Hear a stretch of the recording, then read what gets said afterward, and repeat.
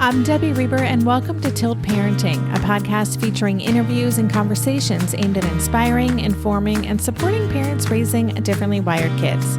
I get a lot of questions from listeners looking for help navigating complex situations with their kids. So in this new mini episode format, I'll be answering listener questions, sometimes all on my own, sometimes with one of the parent coaches from the Differently Wired Club, and sometimes with an author or expert who's become a trusted resource.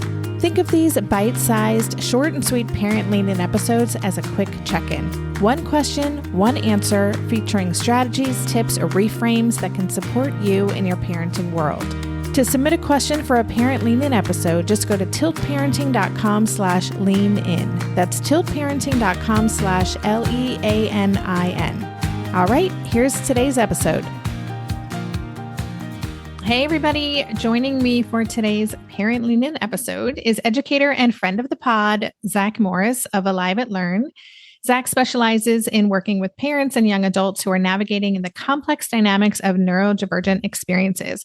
Zach is uniquely equipped to serve families with profiles of autism, especially PDA, families that are navigating trauma, and families in need of healing and repairing relationships. And he's also a parent coach in my Differently Wired Club. So hello, Zach. Thanks for being here. Hi, Debbie. Thanks for having me. Of course. I'm always happy to glean wisdom from you. So this question that got sent into us is an interesting one. It goes as follows.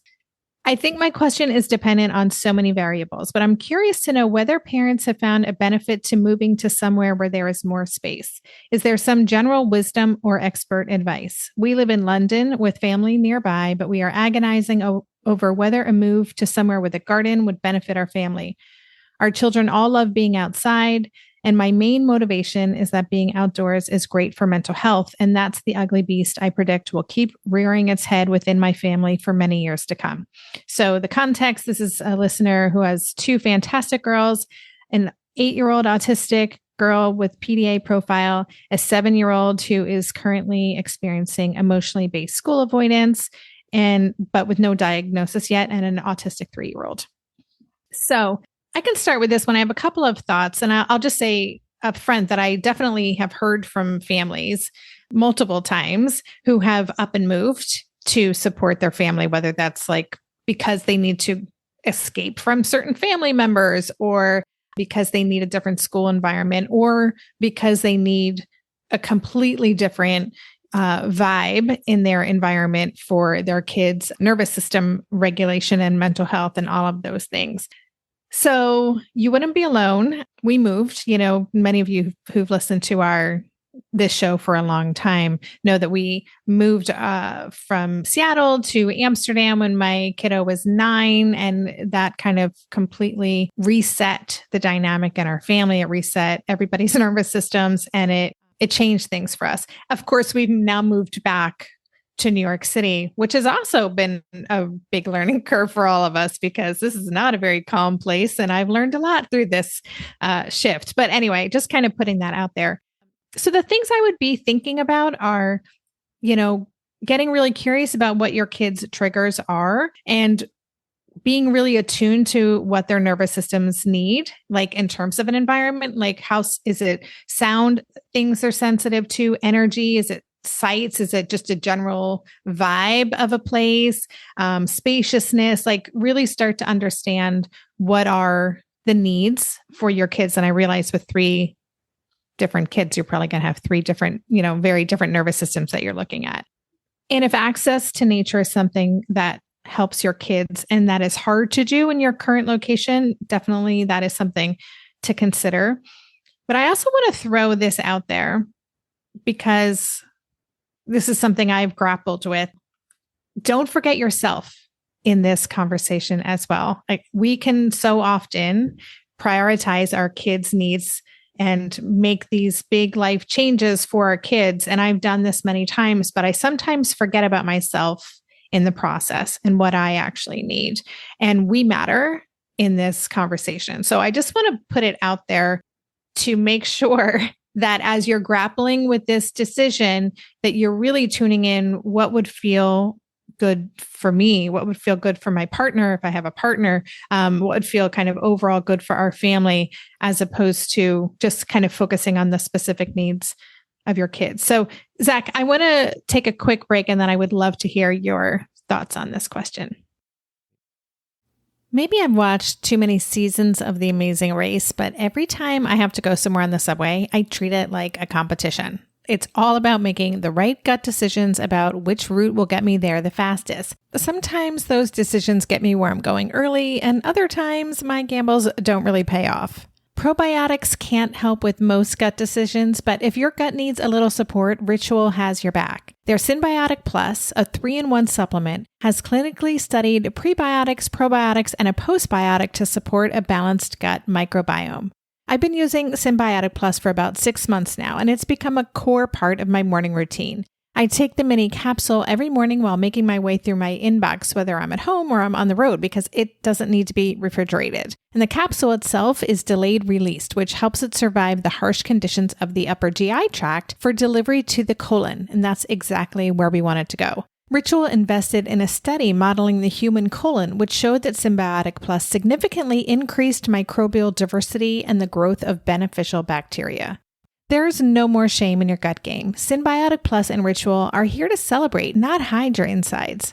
Get 25% off your first month for a limited time at ritual.com/tilt. Start Ritual or add Synbiotic Plus to your subscription today. That's ritual.com/tilt for 25% off. During this month of planning and organization for big transitions, rhythms and routines have been absolutely essential for our physical and emotional well-being. So Green Chef nights are reliably and predictably a good night. We know the ingredients will be fresh and prepped, the instructions easy to follow, and the meal delicious. We're all still talking about last week's turkey tacos with mango chimichurri sauce, refried beans, and Monterey Jack cheese. Green Chef contributes to a healthy lifestyle with easy and delicious menus like fresh seasonal salads and grain bowls. And with over 80 weekly meal and market options, plus rotating options to suit a variety of lifestyles, whether Mediterranean, plant-based, calorie-smart, keto, protein-packed, gluten-free, there are always plenty of options to choose from. Whatever you select, you'll get farm-fresh ingredients, organic whole fruits and veggies, and premium proteins, all delivered straight to your door. I love those 4 words. Straight to my door.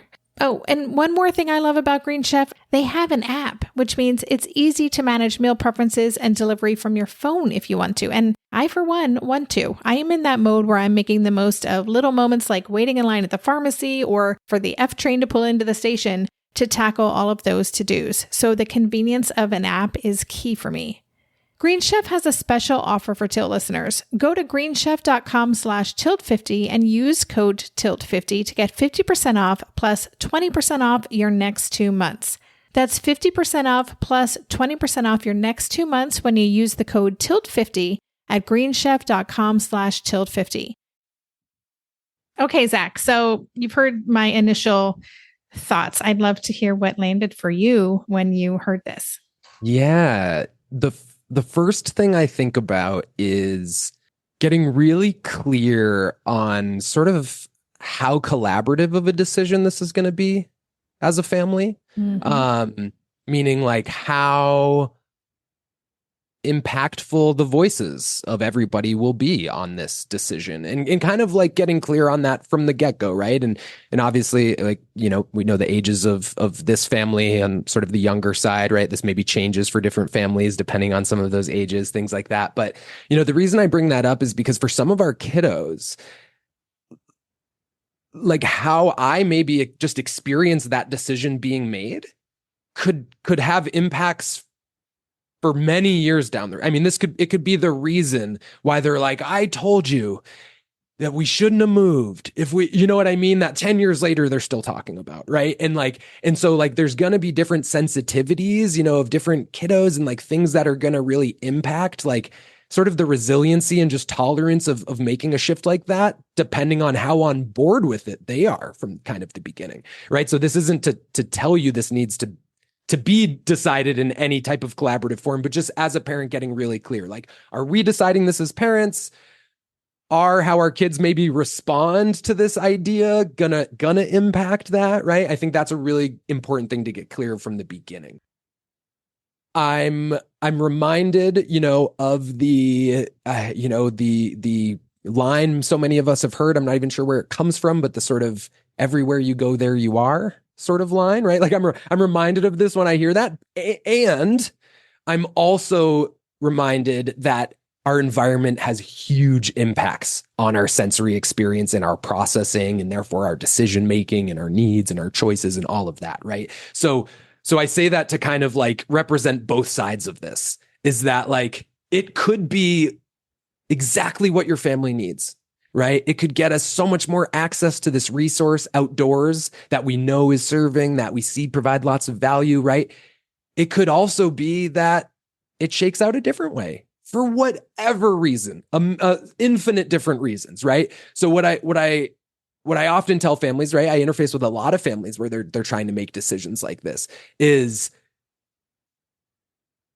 if we found ourselves sort of in a similar spot of like what we're navigating now, would it feel okay to be over there doing it? Because if it feels like it's only okay if it works out over there, I think that's a big risk to sort of like make a move like that. But if I can go and I could say, well, no, if we go and it doesn't lead to like all these fruits or support or help we were hoping for, and we just found ourselves in sort of the same situation we're in, like that would be okay. We'd navigate that just like we're navigating it here. Like that often I think can be really helpful in orienting like just how much stake we're putting into it, right? And how much like expectation we're sort of putting into it. One last thing that's coming up for me is I think it can be really helpful to just get so clear on what we're giving up and what we're gaining. Like what are we giving up from leaving this situation? Like objectively, just like not value judgment wise, just very objectively, what are we giving up? Like, yeah, perhaps we are giving up living in a town that has 3 movie theaters, and we're moving to a place that has 0 in our town, possibly, right? I don't know, right? Like, just what are those real objective things? And then, yeah, where we're going, what are we getting objectively? And also what is unknown? Because I think this is the meat of the conversation to be having with our children as well, around like this is objectively what we would be leaving. This is what we would be sort of getting over here. This is what we don't actually know. And it's all going to be part of the journey and the experience, right? And again, because maybe you're curious, like, how does this land for your kiddos? Just even bringing this idea up. Like, are we bringing this idea up as like something to talk about? Am I bringing this idea up to inform you? This is what we're doing, right? Like these really change some of the timelines of how maybe even this conversation and decision gets made. Mm-hmm. Yeah, you said so many powerful things there. And, of course, bringing it back to myself here, I remember we made our decision that we were going to move from Seattle to Amsterdam, and Asher was 8 when we informed Asher that this is what our family was doing. And that was a point of contention for a very long time, that we had not consulted or, looped him into that decision. So anyway, that really resonated when you said that. And our thinking was, well, this is really, really hard here. If it's going to be hard, it might as well be hard in Europe. Yeah. Like that to us felt like a better, at least we'll be in Europe, sure. Right? But I have a couple of last thoughts that are kind of jumping off of what you just shared. And I think it's so important to remember that uncertainty piece. I know people who've moved for their kids and then things are still hard, or they moved for a school and then the school 6 months later hasn't worked out. Now they've made this huge life shift and now they're in a new community and they don't even have the school. And then there can be that sense of, I shouldn't have done this. Now I've made things worse. It's too hard to unpack at this point. So then it's feeling stuck and feeling all of those things. So I just want to reiterate that we cannot control the outcome. I also don't believe that there's any one right choice. We can't predict the outcome of anything that we do. And so in my book, Differently Wired, I talk about like choosing things from possibility or choosing things from fear. And so that's something I would invite anyone grappling with this kind of decision is to kind of in addition to all that very kind of practical stuff, which I love, what are we giving up? What are we gaining? And I think that is excellent. And also like tune in, like, what do I feeling intuitively and in my gut about this decision? Am I afraid to stay? Am I not choosing to make a move because I'm afraid it's going to screw up my kid even more? Well, that's fear right there.